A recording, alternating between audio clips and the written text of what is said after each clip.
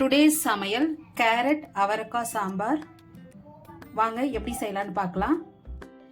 Carrot அவரைக்காய் சாம்பார் செய்ய கேரட்டும் அவரைக்காவும் வாஷ் பண்ணி வச்சுருக்கேன். அதை கட் பண்ணி எடுத்துக்கலாம். ஒரு தக்காளி, ஒரு வெங்காயம், கருவேப்பிலை, கொத்தமல்லி, சின்ன நெல்லிக்காய் அளவு புளி. இதை ஊற வச்சு புளி கரைசல் எடுத்துக்கலாம். ஒரு கப் அளவு துவரம்பருப்பு, ஒரு தக்காளி, ஒரு வெங்காயம், 2 பூண்டு பல், ஒரு பச்சை மிளகாய் போட்டு வேக வச்சு எடுத்துருக்கேன். இதை கடைஞ்சி எடுத்துக்கலாம். இந்த வெங்காயம், தக்காளி, பச்சை மிளகாய், பூண்டு போட்டிருக்க இந்த தண்ணியை இருத்து ரசம் வச்சா பருப்பு ரசம் ரொம்பவே டேஸ்ட்டாக இருக்கும். அதனால தான் இதுலேயே வெங்காயம், தக்காளி போட்டிருக்கேன். எல்லா வெஜிடபிள்ஸும் கட் பண்ணி எடுத்தாச்சு. பருப்பு வேக வச்சு எடுத்தாச்சு. தேவையான அளவு தண்ணி, புளி கரைசல் எடுத்தாச்சு. கடாய் ஹீட்டானதும் எண்ணெய் விட்டு கடுகு, வெந்தயம் போட்டு தாளிச்சிக்கலாம். நான் எண்ணெய் விட்டு கருவடகம் போட்டு தாளிக்க போகிறேன். கருவடகம்,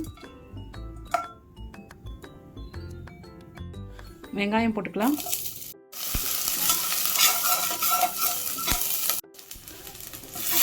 தக்காளி,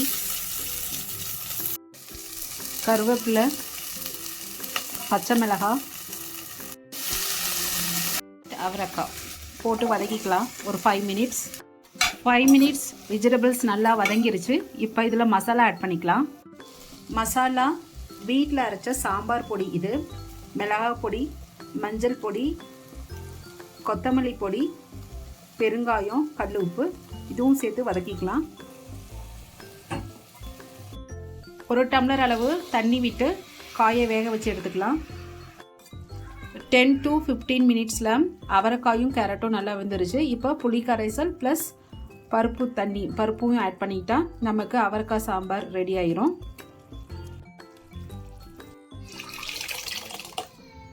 ஃபைனலாக கொத்தமல்லி இலை தூவி ஒரு 5 மினிட்ஸ் கொதிக்க வச்சு சால்ட் செக் பண்ணி இறக்கினா சாம்பார் நமக்கு ரெடி ஆயிரும்.